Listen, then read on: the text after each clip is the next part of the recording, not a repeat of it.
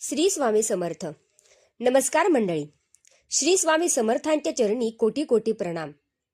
आजच्या या सुंदर आणि भक्तिमय व्हिडिओमध्ये आपण एका अत्यंत पवित्र विषयाबद्दल जाणून घेणार आहोत. औदुंबराच्या झाडाला प्रदक्षिणा का घालावी, प्रदक्षिणा कशी घालावी, किती प्रदक्षिणा घालाव्या आणि औदुंबराचे स्वामी समर्थांच्या भक्तीमध्ये एवढे महत्त्व का आहे. पण त्याआधी एक छोटीशी विनंती. जर तुम्ही श्री स्वामी समर्थांचे भक्त असाल तर आपल्या प्रेमांशू मोटिवेशन या चॅनलला नक्की सबस्क्राईब करा, व्हिडिओला लाईक करा आणि हा व्हिडिओ आपल्या स्वामी भक्तांपर्यंत नक्की शेअर करा. कारण कदाचित तुमच्या एका शेअरमुळे एखाद्या भक्तांपर्यंत स्वामींचा हा संदेश नक्की पोहोचेल. श्री स्वामी समर्थ. मंडळी, आपण स्वामी समर्थांच्या मठात का जातो? फक्त आपली इच्छा पूर्ण व्हावी म्हणून? फक्त संकट दूर व्हावे म्हणून? नाही. मठात जाण्यामागे त्यापेक्षा खूप मोठा आध्यात्मिक भाव आहे. मठ म्हणजे स्वामींच्या चरणाशी काही क्षण शांतपणे बसण्याची जागा. आपण संसाराच्या धावपळीत कितीतरी विचारांनी त्रस्त असतो. मनामध्ये चिंता असते, दुःख असते, काही न बोलता येणाऱ्या गोष्टी असतात.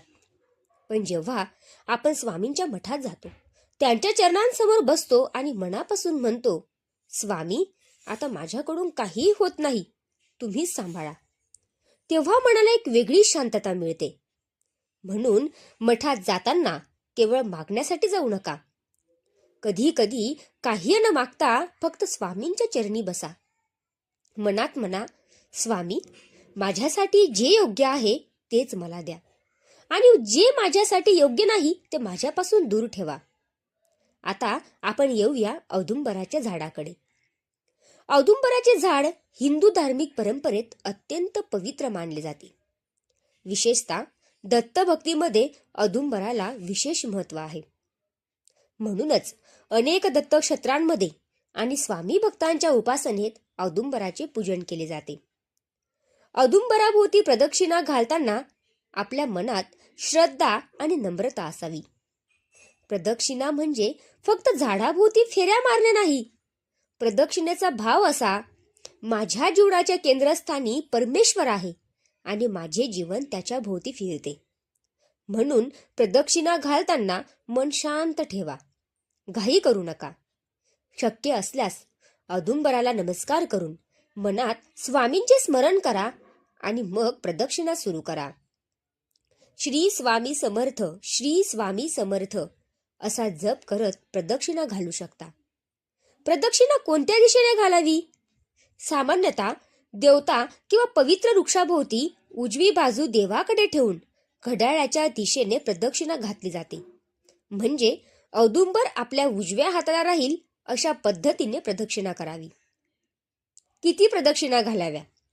यासाठी सर्वांसाठी एकच संख्या बंधनकारक आहे असे मानण्याची गरज नाही. तुमच्या श्रद्धेनुसार आणि स्थानिक परंपरेनुसार प्रदक्षिणा घाला. संख्या महत्वाची असण्यापेक्षा भावना महत्वाची आहे. एक प्रदक्षिणा मनापासून घातली तरी ती श्रद्धेने घाला. अनेक प्रदक्षिणा घालणार असाल तर शरीराची क्षमता आणि त्या ठिकाणाची परंपरा लक्षात घ्या. आणि सर्वात महत्वाचे, औदुंबराच्या झाडाला प्रदक्षिणा घालताना झाडाला कोणतीही इजा होणार नाही याची काळजी घ्या. झाडाची पाने, फांद्या किंवा साल तोडू नका. प्लास्टिक किंवा इतर कचरा तिथे टाकू नका. कारण देवाची पूजा करताना निसर्गाचे संरक्षण करणे ही सुद्धा एक प्रकारची सेवा आहे. मंडळी, औदुंबराभोवती प्रदक्षिणा घालताना आपल्या मनात एखादी इच्छा असेल तर ती स्वामींच्या चरणी अर्पण करा. पण त्याचबरोबर हेही म्हणा, स्वामी, माझी इच्छा पूर्ण झाली तर तुमची कृपा, आणि पूर्ण झाली नाही तर तुमचीच इच्छा, मला स्वीकारण्याची शक्ती द्या. हीच खरी भक्ती आहे. कारण भक्ती म्हणजे देवाला आपल्या इच्छेप्रमाणे चालवणे नाही. भक्ती म्हणजे स्वतःला देवाच्या इच्छेवर सोपवणे.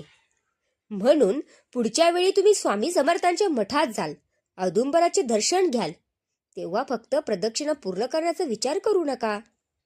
प्रत्येक फेरीसोबत आपल्या मनातील एक चिंता स्वामींच्या चरणी सोपवा.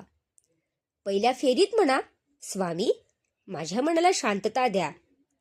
दुसऱ्या फेरीत म्हणा, माझ्या कुटुंबावर कृपा ठेवा.